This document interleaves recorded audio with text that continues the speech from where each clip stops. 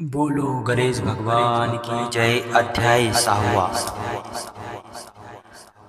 पुरुषोत्तमाला व्यथेचे निवेदन। श्री गणेशाय नमः। नारदांनी विचारले, गोलोकात गेल्यावर विष्णूने काय केले? नारायण म्हणाले, विष्णू गोलोकात अधिक मासासह गेला.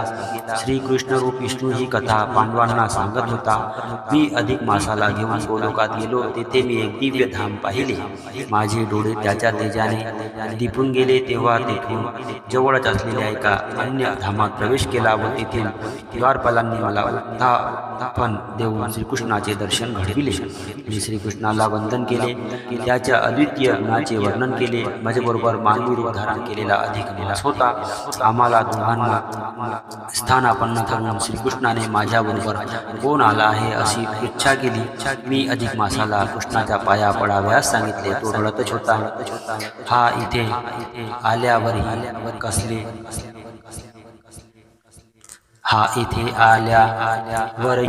कसले दुःख करीत आहे? येथे फक्त आनंद आहे. शोक दुःख दुर्वार्ता येथे नाहीत. याच्या दुःखाचे कारण काय? त्यावर मी म्हटले, हा अधिक मास, याचे दुःख मी तुला सांगतो. मी या स्वामीहीन अनाथ महिन्याला यासाठीच तुझ्याकडे घेऊन आलो आहे. तूच याचे दुःख दूर कर. याच्या काळात रवीचे संक्रमण मोजित नाहीत. त्यामुळे लोक सर्व शुभ कार्यासाठी हा महिना वर्ज करतात. याला कोणतीही देवता अधिपती नाही. ह्यामुळेच अनाथ म्हटला जातो. हा महिना मला शरण आला तेव्हा माझ्यापेक्षा तूच याचे दुःख दूर करू शकशील असा विचार करून मी याला तुझ्याकडे घेऊन आलो. कारण मी सृष्टीच्या व्यवहारात प्रत्यक्ष लक्ष घालीत नाही. माझे कार्य अवतारद्वाराच चालते. तू माझ्याच क्रियाशील असा पूर्ण अवतार आहेस. कृष्णा शरणागताला तू कधीही अंतर देत नाहीस. ह्या त्रिलोक्यात सर्वसमर्थ असा तूच आहेस. तुझ्याकडूनच या महिन्याला न्याय मिळणार आहे असे म्हणून विष्णू प्रेमाने एकदा अधिक मासाकडे पाहत व एकदा अपेक्षायुक्त दृष्टीने श्रीकृष्णाकडे पाहत थांबून राहिला. ऋताचे कथाकथन ऐकून सर्वजण आनंदित झाले. ते सुताला धन्यवाद देऊ लागले. तू चिरंजीव हो. कृष्ण कथांचे अमृत तू चिरकालपर्यंत संत साधना कर्णांनी प्राशन करण्यास देऊ शकशील. नारद संवादांतर्गत या गोष्टी मला खूप आवडत आहेत. बोलो गणेश भगवान की जय. पुरुषोत्तम भगवान की जय. अध्याय 6. श्री गणेशाय नमः. श्री गणेशाय नमः. ऐकासो ते कथा पावन सूत सांगे. नारायणाचे प्रोक्त वचन ऐकोनी नारद प्रश्नित. म्हणे, हो नारायणा, आपण जो कथिला दुर्धनवा म्हणून तयाची कथा संपूर्ण मज लागून सांगावे. ते ऐकोनी नारायण मुनी म्हणे, नारदा पुरातनी गंगे परी कथा पावनी. सांगतो ऐके समग्र पूर्वी हय देशाच्या महापराक्रमी शुद्धमती. चित्रधर्मा नामे जगती प्रसिद्ध असता झाला. तयासी झाला एक पुत्र महातेजा विशाल नेत्र. दृढधन्वा ऐसे पवित्र नाम तयाचे ठेविले. जैसे बाळे अनुदीन तैसे अंगी भरत सद्गुण. दान बोले मिथ्यावचन धर्मपरायण सर्वदा. चतुष्षष्टी कळा सांग स्वबुद्धी आकडिया संवेग. चतुर्दश विद्या यथा सांग गुरुपासून अभ्यासिल्या.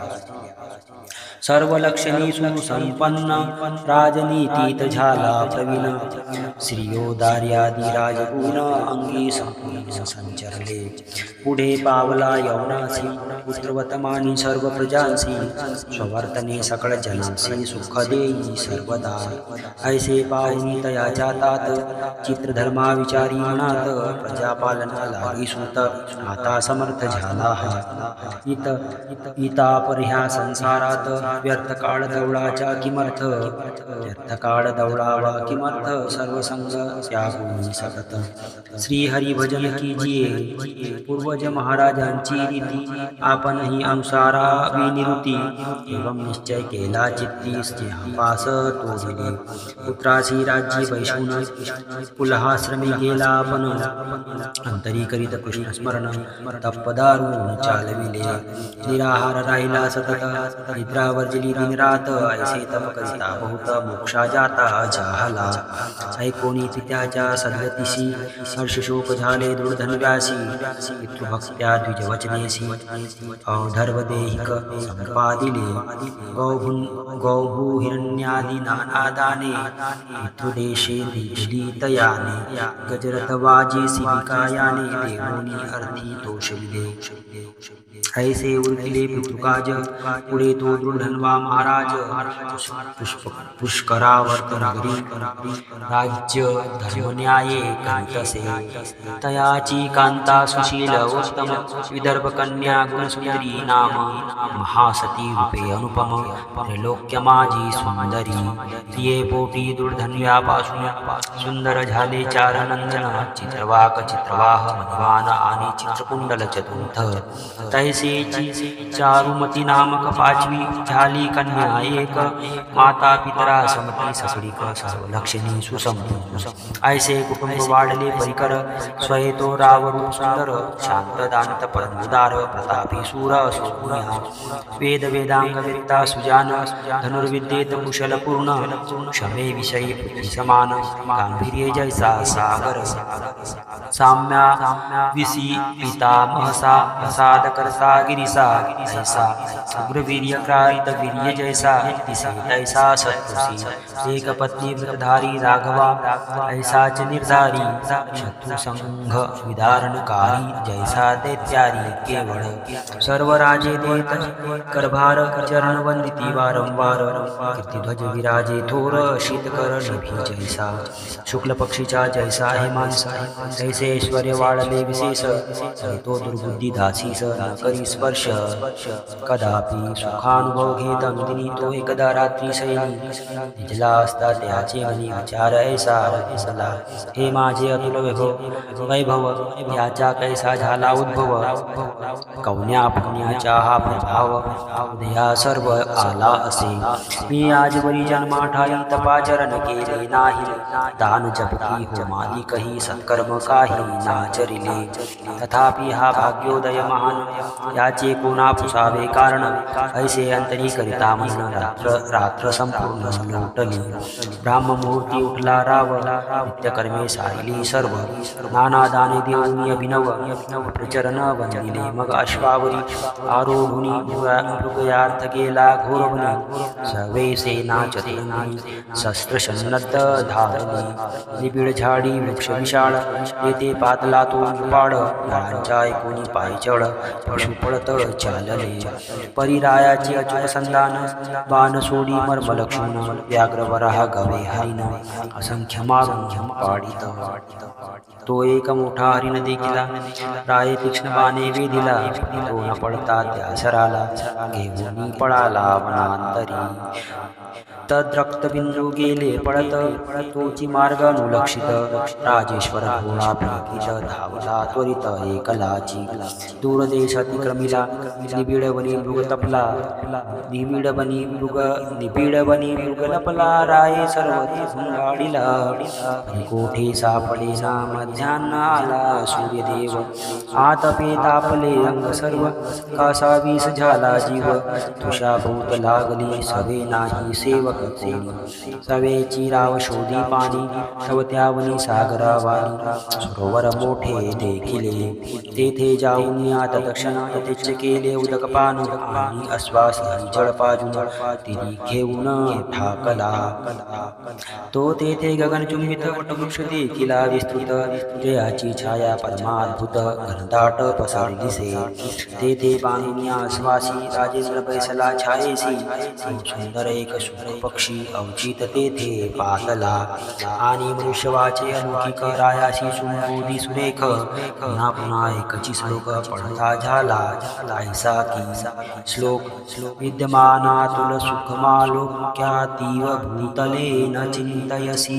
तत्त्वं तत्कथं पारमेश्यसी तडीच्या दृश्य सुखासी अनुपम मुख्य ऐसे मानसी परी न विचारिता तत्वासी पार पावसी कैसा तू ऐसा तो शुक्तोक्त श्लोक ऐकताची नरनायक अंतरा माझी मोह हरिक पावनी विचार की हा सुख पक्षी बारंबार काय हे पद्य बोलतो मधुर याचा अर्थ दुर्बोध फार केवळ सार सरलेसे श्रीकृष्ण सेवक परीक्षित निमग्न होता भवाब्दीत तया सांगुनिया भागवत श्री सुखदेवे उद्धरिले तया परिमज उद्धराय हा शोकरूपे व्यासतनय सद्बोध करता सदय शोकची आला नसेल की तया विनयशी कोकोनी वाणी ऐसे राव विचारी म्हणजे तो तेथे त्याची आली वाहिनी करी गुप्त जाहला मग त्या सर्व सैन्यासहित राजेंद्राला पुराप्रत परिकियाचे वाक्य स्मरत न बोलले किंचित कोणाशी कोणी काही पुसेल तथापि तया उत्तर न दे कदापि खानदान निद्रादी रूपी सकळ भोग त्यागिले आणि झाला भ्रमस्तिवानी ऐसे पाहुणी पट्टरानी गुणसुंदरी तया लागुनी हस्तजोनी विनीत मने हो प्राणनाथा आजही ऐसी काय अवस्था नसता काही न्यूनता आली खिन्नता कोणही खानपान सर्व त्यजून ऐसे का धरिले तमौन तुमची ही स्थिती विलोकून मजदारून दुःख होय तरी उठा हो प्राणेश्वरा मश्वरी आता दया करा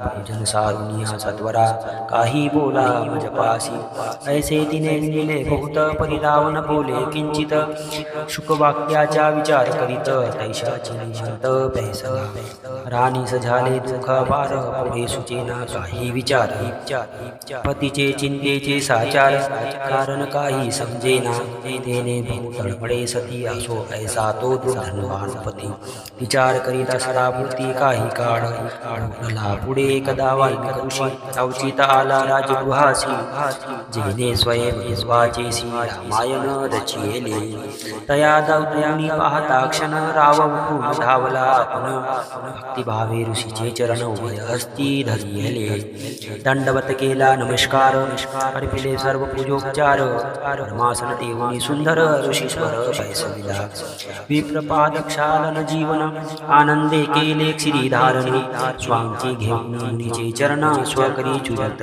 हळूहळू सुखवाक्य मनी स्मरत मधुरवाणी राजा बोलत हे भगवन मी सांप्रत कृत्य खचित जाहलो माझे जन्म सफळ झाले सर्वार्थ आज लाभले सुतादी कही आज वहिले फळाशी आले साचार जगत पावन आपण तई मज हे लिदले दर्शन तस्मात मी महाभाग्यवान काय वर्णन करू आता मज समधन्या अजना कोणी ऐशी रायाची नम्रवाणी कोणीयासी वाल्मिकम संतोषिनी बोलत राया तो धन्य खर माझ्या उत्तम केलासी आदर आणि जे बोललासी मधुर ते तुझ योग्यची असे पा परिचिंता तुरकाससी मनोगत सर्व सांगमजसी जे काही बोलाया इच्छिसी तेही बोले सकळीक ऐसी मुनीची ऐकता वचन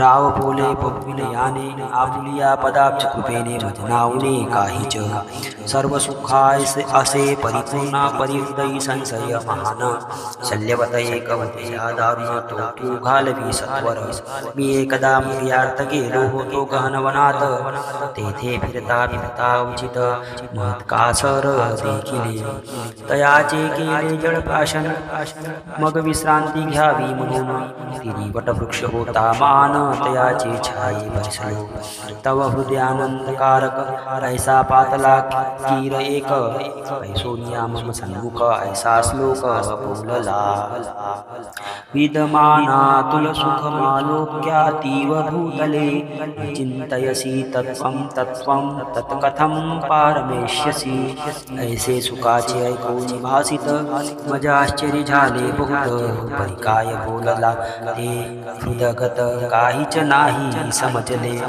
आणि मज राज्य सुख अपार उत्तम पुत्र आहेत चार पतिव्रता सुंदर मानुकुल वर्तत आहे आणि गजास्वरथ पादाती इत्यादी सर्व अतुल संपत्ती ही कोणे पुण्य प्रभावे निवृत्ती मज लाभली आहेत हे सर्वही विचार करून मज सांगावे विस्तारून आपण सर्वज्ञ ज्ञानघन संशय छेदन कीजिए ऐसे रायाचे ऐकून भाषित मुनिवर्य प्राणायाम करीत ध्यान लावून एक मुहूर्त विश्व समस्त पाहिले अंतरी जाणून सर्व वृत्तांत वाल्मिक मने भूपती प्रत राया तुझे प्रागजन्मचरित सांगतो समस्त ऐक पे अगातू सुजान द्रविड देश स्थ होतासी ब्राह्मणे तयाचे सुदेव नामाभिधान